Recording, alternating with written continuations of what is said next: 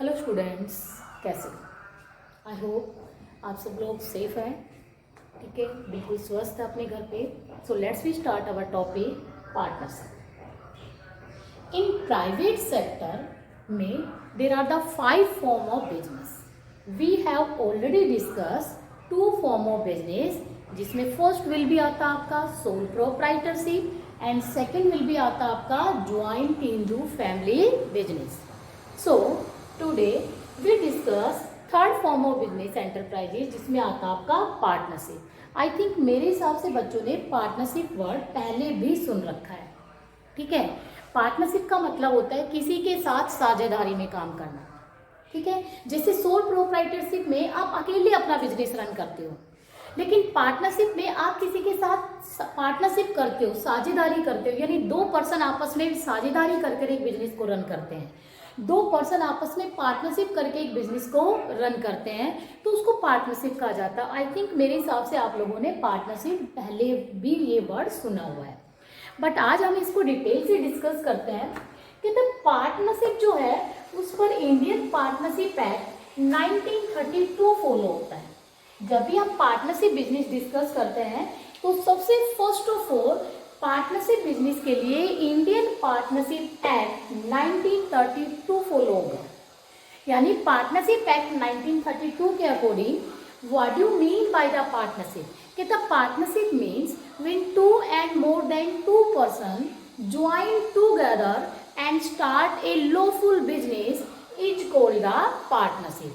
कि the partnership का मतलब होता है जब 2 या 2 से ज़्यादा पर्सन आपस में ज्वाइन टुगेदर हो जाते हैं और एक लॉफुल बिजनेस, इलीगल नहीं होना चाहिए, एक लॉफुल बिजनेस क्या कर देते हैं, स्टार्ट कर देते हैं, तो that is called the partnership. वो पार्टनरशिप बिजनेस या तो सभी पार्टनर्स मिलकर रन करेंगे या उन सबके बिहाफ पर किसी एक को नॉमिनेट कर दिया जाता है, वो उस बिजनेस का मैनेजमेंट करेगा या वो उस बिजनेस को क्या करेगा, रन करेगा। तो partnership means when 2 and more than 2 person join together and start a lawful business is called partnership। Okay, उसके बाद आता है कि कई बार 1 मार्क्स में आपसे पूछा जाता है कि पार्टनरशिप पे कौन सा एक्ट एप्लीकेबल होता है, तो सभी स्टूडेंट्स को इसका एक्ट भी प्रॉपर लर्न होना चाहिए, Indian partnership act 1932। Okay, I hope मेरे हिसाब से आप लोगों को पार्टनरशिप की डेफिनेशन समझ आ गई होगी। नहीं भी आई है तो बच्चों बड़ी इजी है, जब 2 या 2 से ज़्यादा मेंबर आपस में ज्वाइन होकर एक बिजनेस को स्टार्ट कर देते हैं प्रॉफिट अर्न करने के लिए, बेटा उसी को ही क्या बोला जाता है, पार्टनरशिप बोला जाता है। कई बार कहते हैं मैम भीड़ इकट्ठी हो रखी है, बहुत सारे लोग गैदरिंग में आपस में इकट्ठे हो रखे हैं, तो क्या वो पार्टनरशिप है? नहीं, क्योंकि उनके बीच में बिजनेस का एग्जिस्टेंस नहीं है। और पार्टनरशिप के लिए मैंडेटरी होता है कि जो 2 and more than 2 पर्सन आपस में ज्वाइन टुगेदर हुए हैं, उनके बीच में एक बिजनेस का एग्जिस्टेंस होना जरूरी है। Without existence of business there is no partnership. Okay, उसके बाद let's we start our next topic, features of partnership, यानी पार्टनरशिप बिजनेस की फीचर्स। फीचर्स में फर्स्ट आता है मेंबरशिप, कि पार्टनरशिप बिजनेस में हाउ मेनी मेंबर्स। देखो बेटा, पार्टनरशिप एक्ट 1932 के अकॉर्डिंग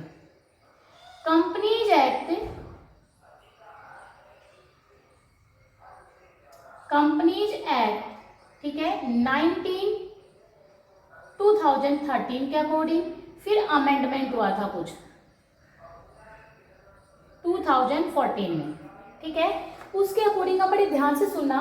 पार्टनरशिप एक्ट 1932 के अकॉर्डिंग मिनिमम 2 मेंबर होने चाहिए पार्टनर्स में, और अगर आपका बैंकिंग बिजनेस है तो मैक्सिमम की बात हो रही है, मैक्सिमम 10 होना चाहिए, और बैंकिंग के अलावा अगर कोई आपका अदर बिजनेस है तो मैक्सिमम 20 होने चाहिए। ये किसकी बात बता रखी है, पार्टनरशिप एक्ट 1932 के अकॉर्डिंग पार्टनरशिप में मिनिमम 10 मेंबर एंड बैंकिंग में maximum 10 member, sorry, partnership act 1932 के अकॉर्डिंग मिनिमम 2 मेंबर होने चाहिए पार्टनरशिप में, और मैक्सिमम बैंकिंग में 10 होने चाहिए और अदर में कितने होने चाहिए, 20। कंपनीज एक्ट 2013 के सेक्शन 464 सेक्शन 464 के अकॉर्डिंग, ठीक है, मिनिमम तो कितने होने चाहिए, वही 2 होने चाहिए, कोई दिक्कत नहीं, बट मैक्सिमम कितने बता रखे हैं, 100। फिर कंपनीज एक्ट 2013 का 2014 में अमेंडमेंट हुआ और रूल 10 के अकॉर्डिंग 2014 में अमेंडमेंट हुआ और उस अमेंडमेंट में बताया कि मिनिमम तो 2 ही होने चाहिए पार्टनरशिप में, लेकिन मैक्सिमम मेंबर पार्टनरशिप में कितने होने चाहिए, 50 होने चाहिए। अगर बच्चों सिंपल क्वेश्चन आप लोगों से पूछा जाता है, स्पेशल एक्ट मेंशन नहीं पूछा जाता, जैसे ऐसे नहीं कहा जाता भाई आपको 1932 के अकॉर्डिंग बताना है, 2013 या 2014 ऐसे एक्ट, सिंपल पूछा जाता है how many members in partnership, then आपको क्या आंसर बताना है, 50, क्योंकि करंट का डेटा बताना होता है, हमेशा कभी भी पास्ट का नहीं बताते। अगर क्लियर एक्ट के अकॉर्डिंग पूछा जाता है तो ऑब्वियस बात है आप एक्ट के अकॉर्डिंग ही क्या करोगे, डिफाइन करोगे कि पार्टनरशिप एक्ट 1932 के according there are the 2 members in partnership, ठीक है, मिनिमम और मैक्सिमम, बैंकिंग में 10 एंड अदर बिजनेस में 20। बट अगर कंपनीज एक्ट 2013 के सेक्शन 464 के अकॉर्डिंग मिनिमम 2 मेंबर, मैक्सिमम 100 होना चाहिए, ठीक है। और 2013 के एक्ट में 2014 में बच्चों अमेंडमेंट हुई थी और उस अमेंडमेंट के रूल 10 के अकॉर्डिंग मैक्सिमम पार्टनरशिप में 50 मेंबर्स होने चाहिए। और अगर आप लोगों से विदाउट एक्ट सिंपल पूछा जाता है कि how many members in partnership business, then you can say in partnership business there are minimum 2 members and maximum 50। In general sense में आपको करंट डेटा का ही आंसर देना है। बट अगर क्लियर आपसे एक्ट के अकॉर्डिंग पूछा जाता है then you mention the members according to the act. Okay, membership सबको क्लियर हो गई, कितने कितने मेंबर होते हैं। नेक्स्ट एग्रीमेंट कहता है इन पार्टनरशिप में, ठीक है, 2 and more than 2 person join together and start a business। जब 2 and more than 2 person start gather होकर एक बिजनेस को स्टार्ट करते हैं तो बेटा उन 2 and more than 2 persons के बीच में एक एग्रीमेंट होता है। क्या होता है कि एग्रीमेंट होता है। उस एग्रीमेंट में हम पार्टनरशिप बिजनेस के रिगार्डिंग जो भी हमारी टर्म्स कंडीशन रूल्स रेगुलेशन होते हैं उस एग्रीमेंट में हम वो टर्म्स कंडीशन और रूल्स रेगुलेशन क्या करते हैं, मेंशन करते हैं और सभी पार्टनर्स उसके ऊपर क्या कर देते हैं, साइन कर देते हैं। फ्यूचर में ये टर्म्स कंडीशन, ठीक है, ये रूल्स रेगुलेशन सभी पार्टनर्स क्या करते हैं, फॉलो करते हैं। देखो जनरली पार्टनरशिप में इस एग्रीमेंट के लिए 2 वर्ड यूज किए जाते हैं, एक पार्टनरशिप डीड भी होती है बच्चों, पार्टनरशिप डीड, और एक एग्रीमेंट भी होता है। कई बार आप लोगों से पूछा जाता है what is the difference between agreement या पार्टनरशिप डीड। कहते हैं जब पार्टनर्स पार्टनरशिप बिजनेस के रिगार्डिंग में रूल्स रेगुलेशन को रिटन में मेंशन कर देते हैं तो बेटा वो एग्रीमेंट क्या बन जाता है, डीड बन जाता है। फ्यूचर में इन रूल्स रेगुलेशन को सभी पार्टनर्स क्या करेंगे, फॉलो करेंगे। बट अगर जो तो डीड ऑलवेज रिटन फॉर्म में होती है, बट आपका जो एग्रीमेंट है वो रिटन भी हो सकता है और ओरल भी हो सकता है। अगर पार्टनरशिप बिजनेस के रिगार्डिंग में टर्म्स कंडीशन को हम ओरली ही एक्सप्लेन कर देते हैं तो बेटा उसको एग्रीमेंट कहा जाता है, और अगर हम उसको रिटन में भी मेंशन कर दे तो भी वो एग्रीमेंट हो सकता है, क्योंकि एग्रीमेंट रिटन या ओरल दोनों हो सकता है। बट डीड हमेशा क्या होती है, रिटन होती है, और दोनों चीजें वैसे एक ही फॉर्म में होती है। बस इतना ही डिफरेंस है, ये रिटन या ओरल दोनों फॉर्म में हो सकती है लेकिन ये ऑलवेज रिटन में होती है। बट इन दोनों में ही क्या लिखा जाता है, पार्टनरशिप बिजनेस के रिगार्डिंग में जो भी रूल्स रेगुलेशन पार्टनर्स फ्यूचर में फॉलो करेंगे बेटा उन रूल्स रेगुलेशन को हम इस डीड में क्या कर देते हैं, मेंशन कर देते हैं। जैसे मेरी फर्म का नेम क्या है, मेरी फर्म किस पर्पज के लिए स्टैब्लिश की गई है, पार्टनर्स से कितनी कितनी कैपिटल इन्वेस्ट की गई है, क्या पार्टनर्स को इंटरेस्ट दिया जाएगा तो कितना रेट ऑफ इंटरेस्ट से दिया जाएगा, क्या पार्टनर्स ड्राइंग्स कर सकते हैं, क्या पार्टनर्स से अगर ड्राइंग्स करेंगे तो किस रेट से उनसे इंटरेस्ट चार्ज किया जाएगा, ठीक है, कैपिटल अकाउंट कैसे मेंटेन किया जाता है, फर्म की बुक्स का इंस्पेक्शन कैसे होगा, फर्म का अगर डिसोल्यूशन करते हैं तो डिसोल्यूशन के रिगार्डिंग में क्या रूल्स रेगुलेशन फॉलो होंगे। It means all over terms condition is also mention in agreement. In future, all these terms and condition is also followed by the partners. ठीक है, so that there is no dispute arising between the partners. So it is written agreement, या written जो rules regulation होते हैं उनको क्या बोला जाता है, एग्रीमेंट। तो सेकेंड फीचर आती है भाई पार्टनरशिप बिजनेस में ऑल ओवर पार्टनर्स के बीच में एक एग्रीमेंट होता है, और इस एग्रीमेंट में हम सभी जो बिजनेस के रिगार्डिंग में जो रूल्स रेगुलेशन होते हैं क्या, तो वो रूल्स रेगुलेशन हम क्या करते हैं, मेंशन करते हैं, और फ्यूचर में सभी पार्टनर्स उन रूल्स रेगुलेशन को क्या करेंगे, फॉलो करेंगे। ठीक है, उसके बाद थर्ड आता है बिजनेस। कहते हैं पार्टनरशिप में जब 2 and more than 2 partner join together, क्या दैट इज ए पार्टनरशिप। मैंने आपको स्टार्टिंग में बता दिया बेटा, उन 2 and more than 2 पार्टनर्स के बीच में बिजनेस का एग्जिस्टेंस होना मैंडेटरी है।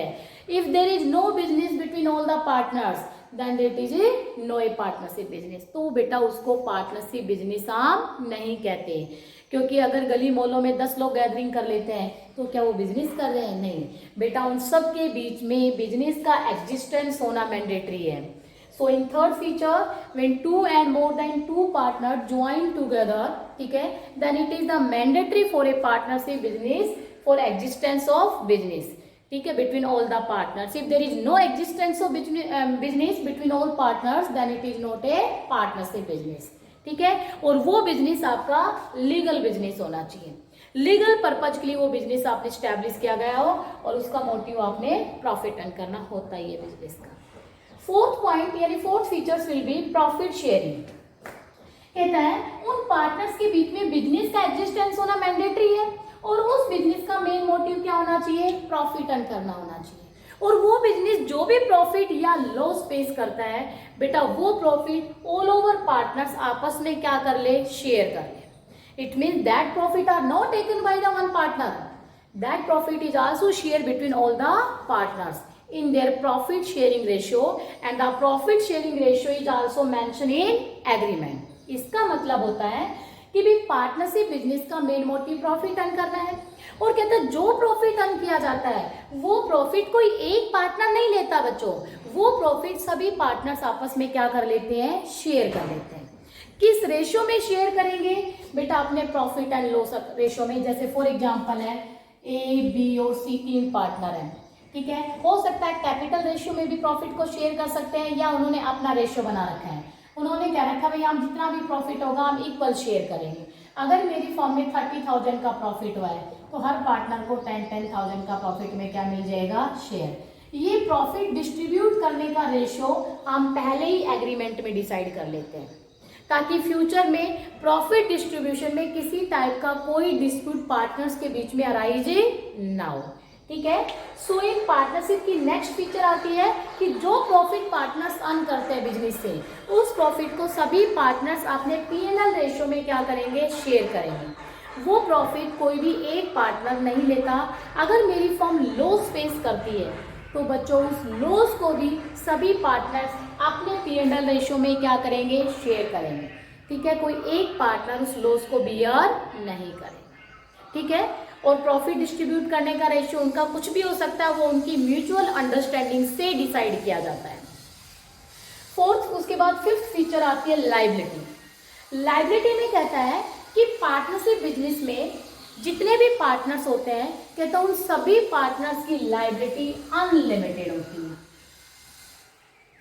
उन सभी पार्टनर्स की लायबिलिटी कैसी होती है, अनलिमिटेड। इट मीन्स उनके लॉस को बियर करने की कोई लिमिट फिक्स नहीं होती है।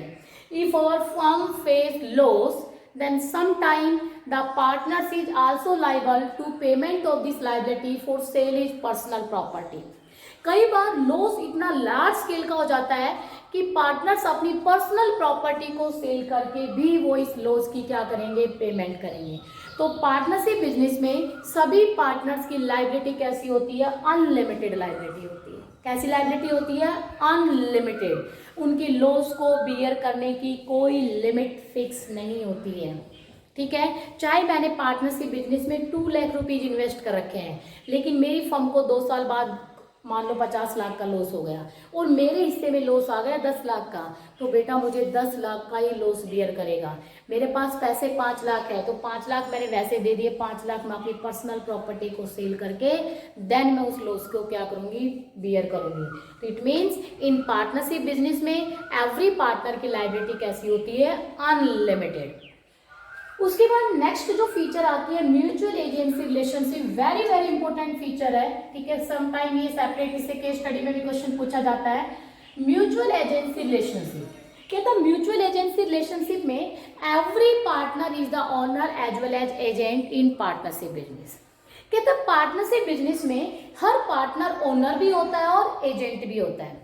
ओनर इसलिए होता है क्योंकि वो कोई भी कॉन्ट्रैक्ट कर सकता है, ठीक है, किसी भी थर्ड पार्टी से कोई कॉन्ट्रैक्ट कर सकता है, कोई भी डील कर सकता है, और जो वो कॉन्ट्रैक्ट करेगा देन अदर पार्टनर्स उस कॉन्ट्रैक्ट को क्या करेंगे, फॉलो करेंगे। देन उस केस में other partners is also become the agent. But other partners को भी यही राइट है, other partners is also do the contract to any third party, and when the other partners is, do the contract to third party, then I am the liable to pay to fulfill this contract. In this case I am also become the agent. So every partner in partnership business is also owner as well as agent, जिसको mutual agency relationship कहा जाता है। बड़े ध्यान से समझना, मैं आपको एक एग्जांपल देके समझाती हूँ। म्यूचुअल एजेंसी रिलेशनशिप से कई बार बिजनेस को लॉस भी होता है बच्चों, क्योंकि म्यूचुअल एजेंसी रिलेशनशिप कहता है कि पार्टनरशिप बिजनेस में हर पार्टनर बिजनेस का ओनर है और हर पार्टनर बिजनेस का एजेंट भी है। भाई हर पार्टनर ओनर है तो हर पार्टनर को राइट होता है किसी भी थर्ड पार्टी से डील करने का, ठीक है। और जो डील मैंने कर दी है तो मेरे अदर पार्टनर्स भी लायबल होंगे उस डील को फुलफिल करने के लिए। तो जब मैंने डील की तो मैं ओनर बन गई, अदर उसको फॉलो कर रहे हैं तो अदर क्या बन गए, एजेंट। लेकिन अदर भी तो ओनर है, अदर भी किसी थर्ड पार्टी से डील कर लेते हैं और अदर्स ने अगर थर्ड पार्टी से डील की तो I am liable to fulfil that deal. तो in this case I am also become the agent. उस केस में मैं क्या बन जाती हूँ, एजेंट बन जाती हूँ।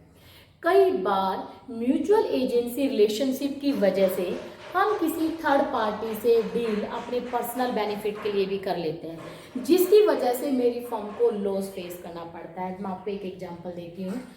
म्यूचुअल इसमें तो नहीं लिखना फीचर्स में, आगे मेरिट्स डीमेरिट्स आएंगी तो डीमेरिट्स में पॉइंट आता है कि म्यूचुअल एजेंसी रिलेशनशिप की वजह से कई बार फर्म को लॉस बियर करना पड़ता है।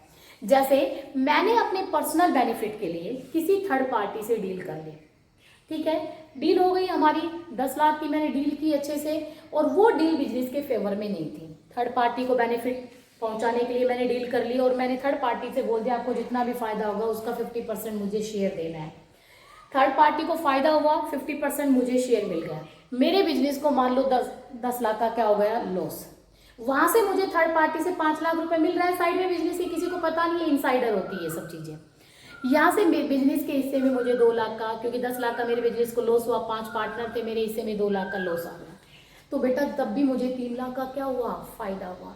तो कई बार पार्टनर्स अपने पर्सनल बेनिफिट के लिए म्यूचुअल एजेंसी रिलेशनशिप का गलत बेनिफिट भी या गलत तरीके से यूज भी करते हैं, इसकी वजह से हमारी फर्म को क्या फेस करना पड़ता है, loss.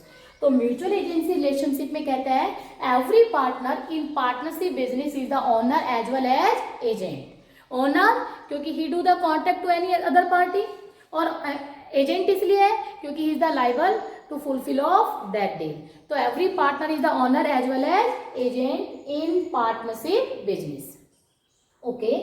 The third feature will be non-transferability of shares. Non-transferability of shares का मतलब अगर आप अपना हिस्सा, शेयर का मतलब अगर आप अपना शेयर ट्रांसफर करना चाहते हो एनी अदर पर्सन को, तो without permission of the remaining partners you can't transfer his share to any other person. First of all, you take the permission of the remaining partners. If the remaining partners are agree, then you can transfer his share to any other person. But if the remaining partners में अगर कोई एक भी agree नहीं होता, तो you can't transfer his share to any other person. For example, मेरे business में क्या है, A, B और C 3 पार्टनर है। बेटा ये सी पार्टनर अपना शेयर अपने बच्चे को ट्रांसफर या अपने फादर को ट्रांसफर करना चाह रहा है, तो कहता है अपना हिस्सा ये अपने फादर को तभी ट्रांसफर कर सकता है, यानी ये चाहता है कि मेरी जगह मेरा फादर क्या बन जाए, पार्टनर बन जाए। क्योंकि तभी अपना हिस्सा इसको ट्रांसफर करेगा। लेकिन जब ये शेयर ट्रांसफर करता है तो इसको इन दोनों रिमेनिंग पार्टनर्स की परमिशन लेनी जरूरी है। ये एग्रीमेंट में भी मेंशन होता है। If both are agree then she transfer his share to his father, if both are not agree then she can't transfer his share to his father. Okay, इन दो में से बच्चे अगर बी तो एग्री है कि ठीक है आप अपना हिस्सा अपने फादर को ट्रांसफर कर सकते हो, लेकिन ए एग्री नहीं है, तो भी बेटा सी अपना शेयर अपने फादर को ट्रांसफर नहीं कर सकता। अगर मेरे बिजनेस में 10 पार्टनर है, 9 एग्री है आपकी बात से, एक एग्री नहीं है कि ना you can't transfer his share to his father, तो बेटा उस केस में भी आप अपना शेयर अपने फादर को ट्रांसफर नहीं कर सकते। ठीक है, तो कहता है पार्टनरशिप बिजनेस में if any partner is also want to share transfer to his any relative या किसी भी थर्ड पर्सन को ट्रांसफर करना चाह रहा है, तो विदाउट परमिशन या without agreement of remaining partners he can't transfer his share. If remaining partners are agree then he can transfer his share, and if the remaining partners are not agree then he can't transfer his share. So in 7th वाली feature में कि partners कभी भी independently अपना share किसी को transfer नहीं कर सकते। 8th feature registration. देखो बेटा पार्टनरशिप बिजनेस का रजिस्ट्रेशन यानी इंडियन पार्टनरशिप एक्ट 1932 के अकॉर्डिंग पार्टनरशिप का रजिस्ट्रेशन कराना मैंडेटरी नहीं है। पार्टनरशिप एक्ट 1932 के अकॉर्डिंग क्लियर मेंशन है कि पार्टनर्स का रजिस्ट्रेशन कराना मैंडेटरी नहीं है। ठीक है, और जहां पार्टनर्स का रजिस्ट्रेशन यानी पार्टनरशिप बिजनेस का रजिस्ट्रेशन कराना मैंडेटरी नहीं है, लेकिन फिर भी हम पार्टनरशिप बिजनेस का रजिस्ट्रेशन करा लेते हैं, क्योंकि रजिस्ट्रेशन कराने से हमें कई बेनिफिट मिल जाते हैं और साथ ही रजिस्ट्रेशन कराने से हमारी फर्म की एक आइडेंटिटी क्रिएट हो जाती है। ठीक है, एक लीगल एग्जिस्टेंस क्रिएट हो जाता है और पब्लिक का उस फर्म पे फेथ क्रिएट हो जाता है कि भाई रजिस्टर्ड फर्म है, फ्रॉड नहीं करेगी। इसलिए हम पार्टनरशिप बिजनेस का रजिस्ट्रेशन करवा लेते हैं, लेकिन एक्ट में पार्टनरशिप बिजनेस का रजिस्ट्रेशन कराना मैंडेटरी नहीं है। एक और बात बड़े अच्छे से ध्यान से, जिस बिजनेस का भी रजिस्ट्रेशन कराना मैंडेटरी होता है, मैं आपको बहुत सारे फॉर्म ऑफ बिजनेस कराऊंगी, जिस बिजनेस का भी रजिस्ट्रेशन कराना मैंडेटरी होता है बेटा उस बिजनेस का अपना एक सेपरेट एग्जिस्टेंस मार्केट में क्रिएट हो जाता है। और जिस बिजनेस का अपना सेपरेट एग्जिस्टेंस है, अपनी सेपरेट आइडेंटिटी है मार्केट में, उस बिजनेस के पार्टनर्स या शेयर होल्डर्स की लायबिलिटी हमेशा अनलिमिटेड नहीं मिलेगी, लिमिटेड मिलेगी, क्योंकि उस बिजनेस का अपना एग्जिस्टेंस है, अपने नाम से वो प्रॉपर्टी खरीद सकता है, तो उसके पार्टनर्स की लायबिलिटी हमेशा लिमिटेड मिलेगी। लेकिन जिस बिजनेस का रजिस्ट्रेशन होना मैंडेटरी नहीं है, देन उसके पार्टनर्स की लायबिलिटी अनलिमिटेड हो जाती है। सोल प्रोप्राइटरशिप का रजिस्ट्रेशन होना जरूरी नहीं है या रजिस्ट्रेशन होता ही नहीं है तो unlimited. Joint Hindu family business का रजिस्ट्रेशन नहीं होता तो करता है कि लायबिलिटी अनलिमिटेड। पार्टनरशिप बिजनेस का भी रजिस्ट्रेशन होना मैंडेटरी नहीं है, सो यहाँ के पार्टनर्स की लायबिलिटी अनलिमिटेड। ठीक है, कंपनी का रजिस्ट्रेशन होना क्या होता है, मैंडेटरी होता है, इसलिए कंपनी के शेयर होल्डर्स की liability limited. Cooperative society act 1930 cooperative society है, ठीक है, तो कोऑपरेटिव सोसाइटी का भी रजिस्ट्रेशन होना क्या होता है, मैंडेटरी होता है, तो वहां पर भी उसके मेंबर्स की लायबिलिटी लिमिटेड। यानी जिस बिजनेस का रजिस्ट्रेशन मैंडेटरी है बेटा वहां ऑटोमेटिक उसके मेंबर्स की लायबिलिटी लिमिटेड हो जाती है। क्यों? क्योंकि उस बिजनेस का सेपरेट आइडेंटिटी मार्केट में क्रिएट होती है, वो अपने नाम से डील कर सकता है, कोई भी लॉस होगा बिजनेस उसको बियर करेगा, पार्टनर बियर नहीं करेंगे। यहाँ पर तो रजिस्ट्रेशन मैंडेटरी नहीं है, तो इसका मतलब बिजनेस का अपना सेपरेट एग्जिस्टेंस ही नहीं है, बिजनेस जो लॉस बियर करेगा पार्टनर्स लाइबल होंगे, इसलिए इनकी लायबिलिटी क्या बन जाती है, अनलिमिटेड। सो रजिस्ट्रेशन में बेटा पार्टनरशिप एक्ट 1932 के अकॉर्डिंग इसका रजिस्ट्रेशन कराना मैंडेटरी नहीं है, लेकिन फिर भी हम रजिस्ट्रेशन करा लेते हैं क्योंकि एक रजिस्टर्ड फर्म को कई बेनिफिट्स मिल जाते हैं, क्योंकि उसकी एक लीगल आइडेंटिटी भी क्रिएट हो जाती है, पब्लिक भी रजिस्टर्ड फर्म पर ज़्यादा फेथ करती है। ठीक है, इसलिए हम करा लेते हैं। 9 मैनेजमेंट। तो पार्टनरशिप बिजनेस का मैनेजमेंट कौन करता है? पार्टनरशिप बिजनेस का मैनेजमेंट इसी के पार्टनर्स यानी मेंबर्स करते हैं, पार्टनर्स ही मैनेजमेंट का काम करते हैं। डीमेरिट्स में मैनेजमेंट का पॉइंट बना सकते हो, क्योंकि पार्टनर्स ही मैनेजमेंट करते हैं तो उनके पास कोई स्पेशल क्वालिफिकेशन या स्किल मैनेजमेंट का नहीं होता, इसलिए वो इफेक्टिव मैनेजमेंट नहीं करती। ये डीमेरिट्स में लिखोगे। यहाँ तो मैं फीचर्स बता रही हूँ कि पार्टनरशिप बिजनेस का management is also conducted by its members या पार्टनर्स, ठीक है। समटाइम ऑल मेंबर्स मिलकर इसका मैनेजमेंट का वर्क परफॉर्म करते हैं, या कई बार सारे मिलकर किसी एक पर्सन को मैनेजमेंट का वर्क परफॉर्म करने के लिए नॉमिनेट कर देते हैं, और इसको कई बार कुछ एक्स्ट्रा सैलरी भी दे दी जाती है क्योंकि ये मैनेजमेंट का वर्क परफॉर्म करता है। तो पार्टनरशिप बिजनेस का मैनेजमेंट कौन करता है? इसी के पार्टनर्स ही करते हैं। सारे मिलके कर सकते हैं या सबके बिहार पर कोई एक पार्टनर भी नॉमिनेट कर दिया कि भाई आपको क्या करना है, इस पूरी फर्म का मैनेजमेंट करना है, और वो कुछ एक्स्ट्रा काम कर रहा है मैनेजमेंट करने का, भाई पॉलिसी बनाता है, प्लान बनाता है, डिसीजंस लेता है, एक्शन काम करवा रहा है, तो उसको कई बार बेटा कुछ प्रॉफिट के शेयर के साथ साथ कुछ एक्स्ट्रा सैलरी भी दे दी जाती है क्योंकि वो एक्स्ट्रा एफर्ट्स कर रहा है। सो मैनेजमेंट कौन करता है? पार्टनर्स ही करते हैं, ठीक है। उसके बाद लास्ट फीचर 10 है टाइम पीरियड। कहता है कि भाई जो पार्टनरशिप बिजनेस है वो एक टाइम पीरियड के लिए भी स्टैब्लिश होती है और इनडेफिनेट पीरियड के लिए भी स्टैब्लिश होती है।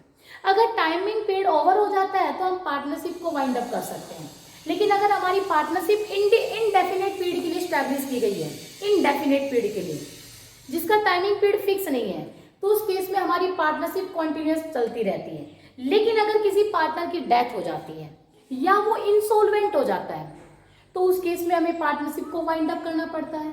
बट अगर remaining partners is also want to, ठीक है, continuous of this business, then outgoing partner का वो कंपनसेशन दे देते हैं और उसी बिजनेस को वो कॉन्टिन्यूटी में फिर दोबारा रन कर सकते हैं। ये depend on situation and conditions, कुछ हम ऐसा स्पेसिफिक नहीं कह सकते। देखो अगर पार्टनरशिप एक स्पेसिफिक टाइम के लिए स्टैब्लिश की गई 5 साल, तो 5 साल पूरे होते वाइंड अप करना ही पड़ेगा।